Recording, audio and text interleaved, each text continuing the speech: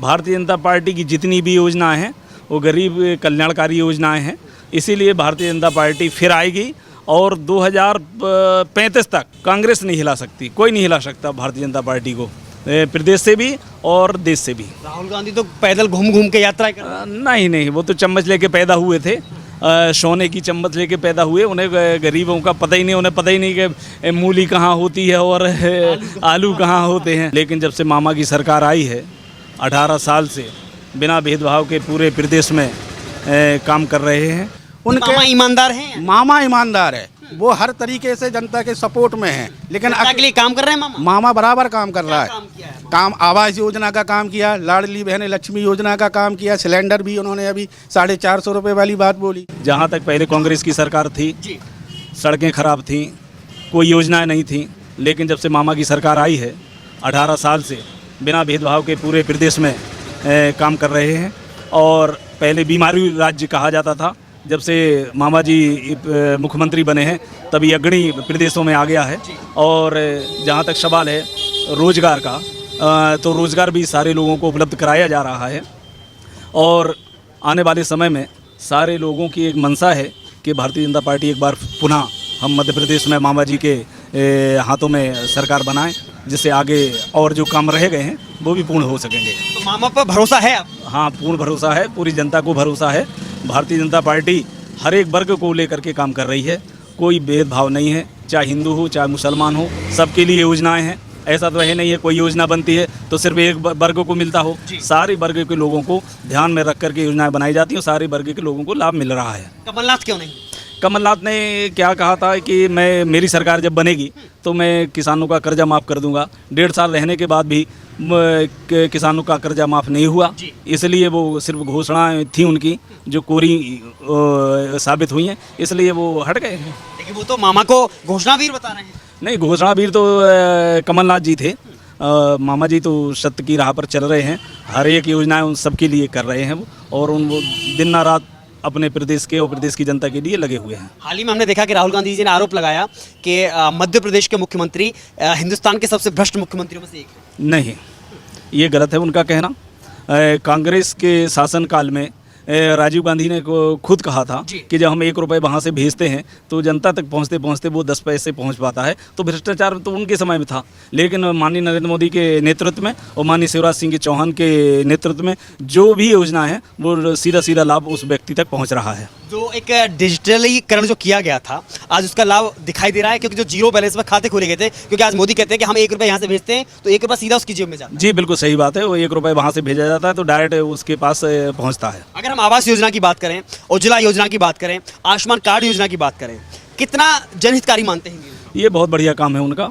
जो लोग बीमार होते हैं आयुष्मान कार्ड की वजह से उनको लाभ मिलता है, और जो लोग बगैर पैसे के इलाज नहीं करा पाते थे वो उनको इलाज बखूबी मिल रहा है, 5 लाख तक का इलाज। मोदी के सपनों को या फिर दीनदयाल के सपनों को मामा ने साकार करने का बिल्कुल साकार करने का काम किया है और कर रहे हैं, बिल्कुल कर रहे हैं। हम अगर दिग्गी राजा के कार्यकाल की बात करें तो क्या अंतर देखते हैं दिग्गी राजा के कार्यकाल में और अभी के? दिग्गी राजा की जब सरकार थी तो इतने गड्ढे थे सड़कों में, लाइट समझ लो कि 24 घंटे में गई 1-2 घंटे आ गई तो आ गई, नहीं तो नहीं आती थी, रास्ताएं खराब थीं।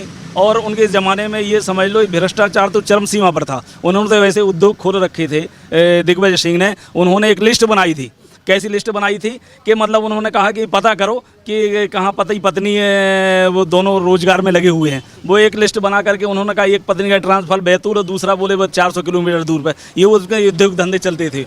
लेकिन मामा जी के उस राज में ऐसा कुछ नहीं है, वो सब पूरी जनता सुखी है और मामा जी को फिर से दोबारा देखना चाहती है। सर क्या नाम है आपका? मोहम्मद जावेद अली। बता दिया उन्होंने, तो मामा को देखना चाहती है, आप किसे देखना चाहते हैं? सर घर का मुखिया अच्छा होने से ये अच्छा नहीं होता कि पूरा परिवार अच्छा हो जाएगा। जैसे आपने अभी सर से बात की, हमारे बड़े भाई माननीय डॉक्टर रफ़ीक अली साहब, इन्होंने बतलाया आवास योजना के लिए आपने उनसे गुफ्तगू की। अब किसी का भी आवास पास होता है सर 20,000 रुपये की घूस देनी पड़ जाती है। अब मामा जी वहाँ बैठ के तो देखेंगे नहीं, लेकिन मामा जी ये व्यवस्थाएं तो बनाएं कि हम लोगों को पैसा ना देना पड़े, हमारा आवास पूरा पैसा हमारे अकाउंट में आए। अकाउंट में आने के बाद बोलेंगे भैया 20,000 रुपये आपको लगेगा। गरीब आदमी, तबके का आदमी क्या करेगा? वो तो हामी भरेगा सर। बीच के बिचौलियों की मौज है। हाँ, बीच की बिचौलियों की मौज है, और बाकी मामा की सरकार में कोई भी खराबी नहीं। लेकिन मैं फिर आपसे यही बोलूँगा, एक जो घर का मुखिया मैन है मामा जी, मामा ईमानदार हैं, मामा ईमानदार है, वो हर तरीके से जनता के सपोर्ट में है। लेकिन जनता के लिए काम कर रहे हैं मामा। मामा बराबर काम कर रहा क्या काम किया है। है? काम आवास योजना का काम किया, लाडली बहन लक्ष्मी योजना का काम किया, सिलेंडर भी उन्होंने अभी 450 रुपये वाली बात बोली। लेकिन मैं बार बार यही कहूँगा कि उनकी जो सेना और जो उनके सिपह सलार है, उन पे उनको केंद्रित होकर ही, ध्यान देकर ही योजनाएं निकालनी पड़ेंगी। क्या मान लिया जाए कि मामा की नीति और नीयत अच्छी है? हाँ बिल्कुल अच्छी है, बिल्कुल अच्छी है। 18 साल में 18 साल में गुंडा राज खत्म है छतरपुर से। आप जिस जमीन पे बैठे हैं, छतरपुर की जमीन, यहाँ हिंदू मुस्लिम ये कोई चीज़ नहीं चलती वहाँ। यहाँ पर सब मानवता के साथ में रहते हैं, मानवता के साथ में हर त्यौहार मनाते हैं। यहाँ पे कोई भी ये चीज़ नहीं है। एमपी की जनता के लिए बेहतर क्या है, कमल या कमलनाथ? ना मैं कमल बोलूँगा, ना मैं कमलनाथ बोलूँगा, मैं सिर्फ बोलूँगा बीजेपी। सिर्फ खाली इन्हें अपने सिपह सलार और अपने साथियों के साथ एक बंद होकर काम करेंगे। हम लोगों को योजनाओं का कमलनाथ लाभ पे भरोसा नहीं है? बिल्कुल भी नहीं। क्यों? 15 महीने सरकार नहीं चला सके, सर क्या भरोसा करें उन पे? वो अपने साथियों के साथ में नहीं ले पाए। हमने किसानों के लिए, जवानों के लिए काम किया सर। अरे उन कहने से क्या होता सर, मैं कह दे रहा हूँ मुझे कमान दी जाए, मैं देश की कमान संभालूंगा, तो क्या कह तो दिया मैंने, हो जाएगा? नहीं होगा ना। जनता जिसको चुनेगी उसी का साथ होगा। जी जी। बस मैं बार बार यही बोलूँगा सर, मामा जी से सिर्फ एक ही अपील है सर, कि अपने अधिकारियों से ये चीज़ के लिए करें। बाकी सरकार सर नंबर 1 सरकार एमपी में, केंद्र में नहीं जानता, मैं अपने शहर से जानता, शहर से जानते हैं। शहर से जानता। हमारे शहर में काम है, विकास है, हर एक चीज़ का। तो मतलब हम बात करें मामा की, तो मामा का काम बोल रहा है। हाँ मामा का काम बोलता है सर, मामा का काम बोलता है। जो लोग कहते हैं नहीं साहब, हिंदू मुसलमान का जो आरोप लगाते हैं, ये तो सरासर गलत आरोप है सर ये। अहमद साहब कैसे देखेंगे 18 साल मामा का कार्यकाल, क्या देखते हैं? अच्छा काम कार्य कर रहा उनका। जी। और अभी जो दे रहे हैं वो पैसा बांट रहे हैं, फ्री गल्ला बांट रहे हैं जी। 1 रुपये में गल्ला बांट रहे हैं। इससे उनकी फिर से सरकार बनेगी। अभी इसके पहले जो कांग्रेस की सरकार बनी थी जी। उनने भी रेवड़ियाँ बांटी थी। मामा जो विकास की जो गाथा बता रहे हैं कि हमने विकास किया है, गांव गांव तक पहुंचा है, गली गली तक पहुंचा है, सच्चाई क्या है? सच्चाई है, पहले गांव में कोई रोड नहीं थी, जी।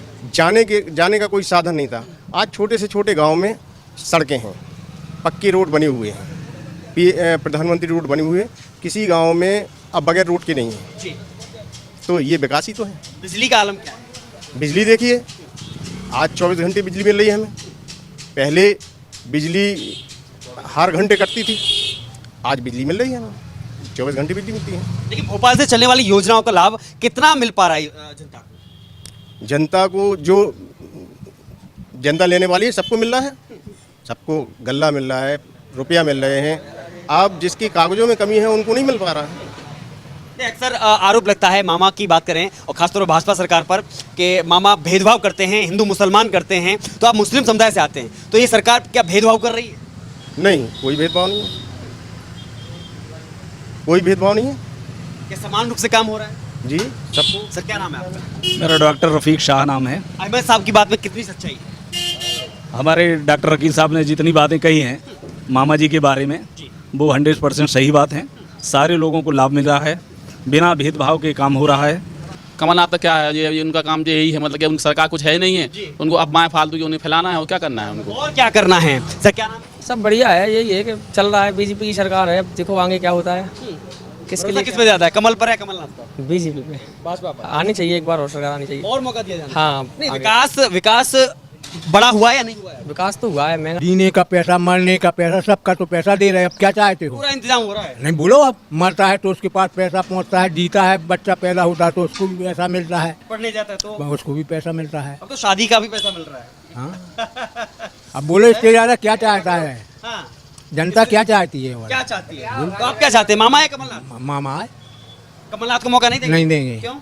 काम उसका राज में कभी हुआ है? कांग्रेस के राज में भला हमें एक बार बताओ, कभी किसी को मिला है? किसानों को कभी पैसा मिला है? बोलो आप, कभी किसानों को कांग्रेस के राज में पैसा मिला या हम लोगों आदमियों को पैसा मिला? फिर भी राहुल गांधी कह रहे हैं यहाँ से मामा और वहाँ से मोदी की विदाई तय है इस बार। अब नहीं होंगे मोदी की विदाई, मोदी आएगा 100%, मामा भी आएगा। आएगा। भारतीय जनता पार्टी जो कहती है वो करती भी है, और भारतीय जनता पार्टी ने जो कहा है वो कर भी रही है। भारतीय जनता पार्टी की जितनी भी योजनाएं हैं वो गरीब कल्याणकारी योजनाएं हैं, इसीलिए भारतीय जनता पार्टी फिर आएगी और 2035 तक कांग्रेस नहीं हिला सकती, कोई नहीं हिला सकता भारतीय जनता पार्टी को, प्रदेश से भी और देश से भी। राहुल गांधी तो पैदल घूम घूम के यात्रा कर रहे हैं। नहीं, वो तो चम्मच लेके पैदा हुए थे, सोने की चम्मच लेके पैदा हुए, उन्हें गरीबों का पता ही नहीं, उन्हें पता ही नहीं कि मूली कहाँ होती है और आलू कहाँ होते हैं। बहुत अंतर है। और एक समझ लो, एक चाय बेचने वाला, उससे ईश्वर भी खुश होगा ना तो प्रधानमंत्री का बनाना, नहीं तो ये न जाने कितने लोग नहीं कुछ बन पाते। और भारतीय जनता पार्टी में तो पता नहीं कब किस गरीब आदमी को, आप जैसे राष्ट्रपति जी को देख लो, मुर्मू जी को, एक उन्हें कभी सोचा था कि मैं राष्ट्रपति बन जाऊंगी? ये भारतीय जनता पार्टी में ही है, संभव है। छोटे से छोटे कार्यकर्ता को पता नहीं कब कहाँ बिठा दें। अपने अपने दावे हैं, अपने अपनी घोषणा है, लेकिन छतरपुर विधानसभा में क्या माहौल है लगातार हम सर्वे दिखाते रहेंगे। आप देखते रहिए खबर इंडिया।